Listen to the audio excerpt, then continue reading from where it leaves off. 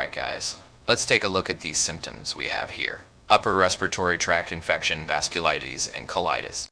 Those do sound like a lot of different issues going on here.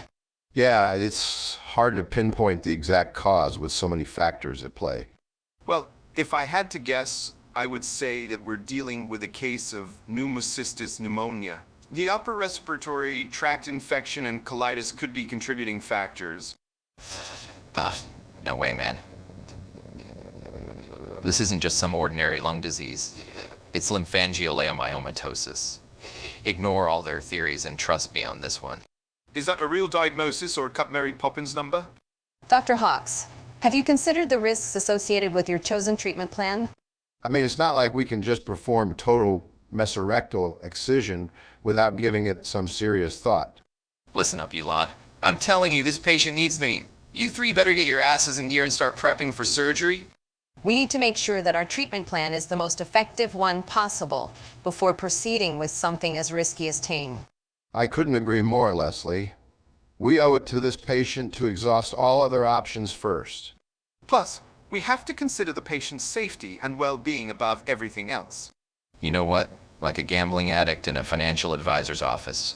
I don't need your opinions right now. Just do as I say and get ready for surgery. What's going on here? I've been called into your office for a reason? Well, Hawks, you want to perform total mesorectal excision on that patient of yours who you believe has lymphangioliomyomatosis. And what exactly is wrong with that? You're questioning my years of experience now? Not at all. It's just, I'm suspicious about your sobriety in making these decisions. It seems a bit reckless to me. Reckless. Reckless.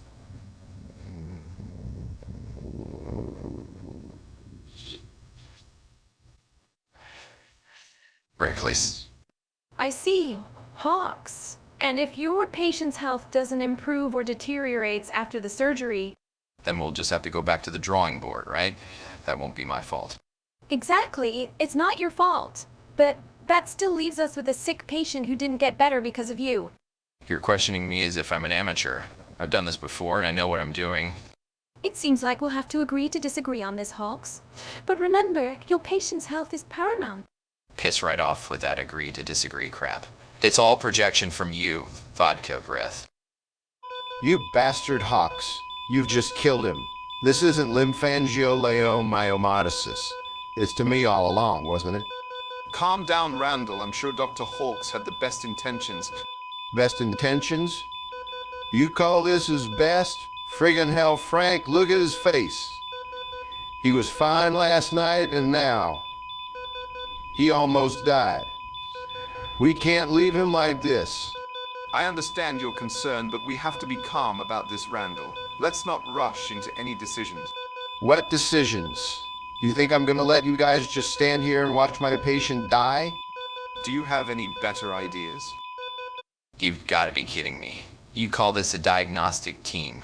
I could have found better results with a pack of wild animals.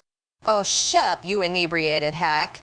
And total mesorectal excision was the correct treatment. We didn't realize our mistake until it was too late. Too late. Too late. You nearly killed that patient.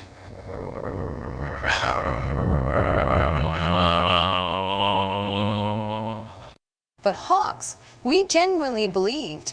Believed my foot. You're supposed to be the best in your field. I've trusted you all with countless lives, and this is what you give me in return? We're sorry, Hawks. It won't happen again. Not happening again? It's already happened, and you know what? If that patient had died on the table, I wouldn't have been surprised.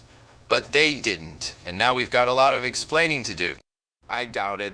The patient's deaf and probably doesn't know what we did to them while they were unconscious. Yeah, maybe it's a good thing none of us know sign language. I know one that involves the longest finger on both of my hands. Read that while I walk this room. Did he just give us the middle finger? I don't know. He's not particularly animated well for us to judge, so let's assume that. So, how are things going in oncology? Oh, they're going well, actually. We've been seeing some promising results with our latest treatment protocol. That's good to hear. Listen, Johnson, I just figured out what's wrong with my patient. What is it? Is there something you want me to do? No. It's a bit complicated, but let's just say they've got a rare type of condition that's been misdiagnosed for years. That sounds serious, but also kind of exciting in a way, right? A chance to finally give them the proper care. It's not as simple as that. The real challenge now is getting them accepted into the correct department without raising any red flags. I see what you mean. Well, if there's anything I can do, just let me know. Thanks, Johnson. Well, thanks. Pathetic. Lymphangioliomyomatosis was a wrong diagnosis. We've got to rethink our approach. And why do you say that, Hawks? What's the new theory? What makes you so sure it's multiple sulfatase deficiency? The prognosis for multiple sulfatase deficiency Is a long and difficult one. We need to act swiftly, We do not ignore proper protocols, Hawks. and I don't ignore the patient's best interest. Frank's right. The prognosis needs to be clearly communicated. The family will need that information, especially if They don't have a family, Frank. They all died in a fiery car crash on the way over here, so we're clear on that front. Well, I've made my fair share of mistakes in the past, but that's what we're here to learn from. You'd think a team like ours would get it right once in a while. You left the operating room cheery that the patient's family died in a car crash because that's less paperwork and explaining for you guys to do. Would you really entertain sitting down to watch Leslie, Frank, and Randall explain how they botched a surgery on a patient that was dying before they even showed up? If anything, this is the best case scenario. I really don't like how you become so detached from your patients.